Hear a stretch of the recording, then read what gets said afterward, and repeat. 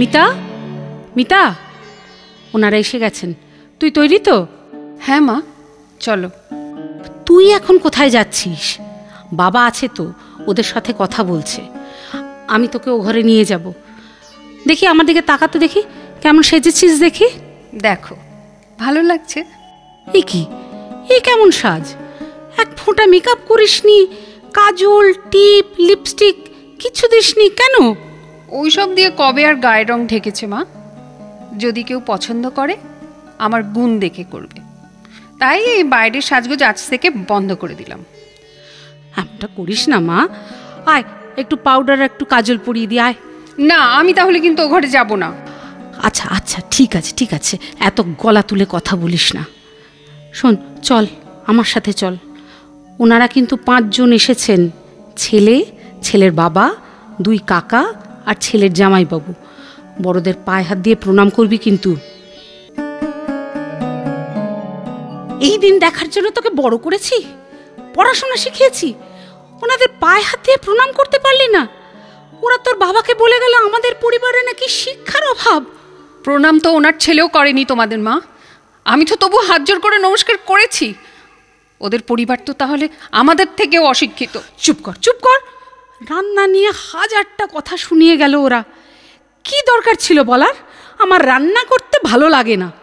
রাত দিন যে মোবাইল দেখে দেখে 1000 রকমের রান্না করিস, সেগুলো কি কি শুনি? মা, কোনো কিছু শখ করে করা আর মেয়েদের রান্না জানতে হয়, দুটো ব্যাপার এক নয়। আমার গান, ছবি আঁকা, এগুলো ওনাদের কাছে কোনো দামই নেই। হ্যাঁ, সেই তো। তুমি তো গুণধরী, তোমার গুণের অবধি আছে। ছি ছি ছি ছি, ওদের বললি কি না আগে ভূত দেখিনি, এখন দেখছি সামনে বসে আছিস। কেউ যদি প্রশ্ন করে কখনো ভূত দেখেছেন, তাহলে আর কি উত্তর দেব মা? আর প্রশ্নটা তো তুই ছেলের জামাইবাবু করেছিলেন, ওনার সাথে তো একটু একটু ইয়ার্কি করা যেতেই পারে। কেন বুঝছিস না মিতা? সব বাবা মাই চায় একটা ভালো ঘরে বরে মেয়ের বিয়ে হোক। তাই তোর বাবা ওনাদের কত বুঝিয়ে সুঝিয়ে রাজি করিয়েছিলেন। হ্যাঁ, পাত্রের কাকা বারবার বলছিলেন ওনাদের প্রকৃত অর্থে সুন্দরী পাত্রী চাই। তাহলে বাবা এত বুঝিয়ে সুঝিয়ে ওনাদের কেন এনেছিলেন আমাদের বাড়িতে? আমি তো সুন্দরী নই। দিনের পর দিন বিয়ের নামে সংসাজিয়ে আর কত অপমান আমাকে করবে মা। অপমান? একবারও ভেবে দেখেছিস? তোর বাবার সামনের বছর রিটায়ারমেন্ট, ওনার শরীরও ভালো নয়, সুগার, প্রেশার কি নেই। গতকাল সন্ধ্যায় আমি শুনেছি মা, ফোনে ওরা বাবার সাথে ছেলের দরদাম করছিল। আজকের যুগে একটা 4 চাকা, গা সাজিয়ে গয়না, ঘর ভর্তি ফার্নিচার আর দান সামগ্রী, এত কিছু লোভ সামলাতে না পেরে একটা কালো মেয়েকে ওরা দেখতে আসতে রাজি হয়েছিল, তাই না? লোভের কি আছে রে? লোভের কি আছে? আমাদেরও তো ইচ্ছে করে মেয়েকে সাজিয়ে গুছিয়ে বিয়ে দিতে, তোকে সুখী দেখতে। সুখ কি কেনা যায় মা? নাকি কতগুলো দামি জিনিস পেয়েই সুখী হওয়া যায়? জিনিসগুলো পুরনো হলেই তো ওদের মনে হবে সওদাটা ঠিক হয়নি, লোকসান হয়ে গেছে। তখন কি হবে ভেবে দেখেছ? এই লোভের আগুনেই তো হাজার হাজার মেয়ে পুড়ে মরছে। চুপ কর চুপ কর মিতা, অনেক বড় বড় কথা শিখেছিস। এক ঘর লোকের সামনে ছেলেটাকে ওইভাবে অপমান না করলেই তোর চলছিল না? না, সে তো তোকে কিচ্ছু বলেনি। তাকে ফ্যাস ফ্যাসে, নেতানো, মেরুদণ্ডহীন এসব বলে অপমান করার খুব দরকার ছিল। হ্যাঁ মা, ঠিক বলেছ, সে কিচ্ছু বলেনি। তার বাড়ির লোক যখন আমার গায়ের রং, পড়াশোনা, সহবত শিক্ষা সব কিছু নিয়ে আমাকে হেনস্থা করছিল, সে কিচ্ছু বলেনি। তাই বাধ্য হয়ে আমাকে বলতে হয়েছে, মেরুদণ্ডহীন ফ্যাস ফ্যাসে ফর্সা পুরুষকে দেখে আমার বিবর্ণ সাদা থান ছাড়া আর কিচ্ছু মনে হয় না। আমি এরকম মানুষ পছন্দ করি না। ওরা যাওয়ার সময় তোর বাবাকে কি বলে গেছেন জানিস? এভাবে বাড়িতে ডেকে অপমান করার কি উদ্দেশ্য ছিল ঠিক বুঝলাম না। অনেক সহ্য করেছি, আর নয়। আহারে, আর কিছু লোভ দেখালে ওনারা আরও একটু সহ্য করতেন, তাই না?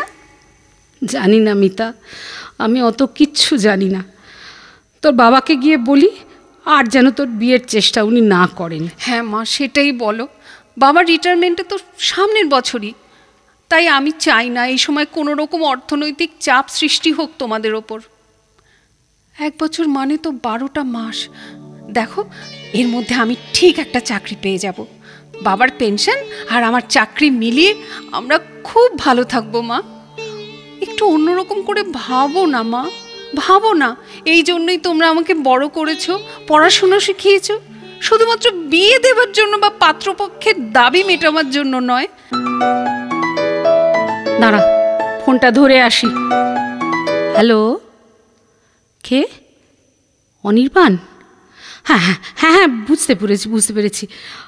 আমি মিতার হয়ে তোমার কাছে ক্ষমা চাইছি বাবা, কিছু মনে করো না। কি, মিতাকে ডেকে দেব? ওর সঙ্গে কথা বলবে? আচ্ছা। মিতা, মিতা।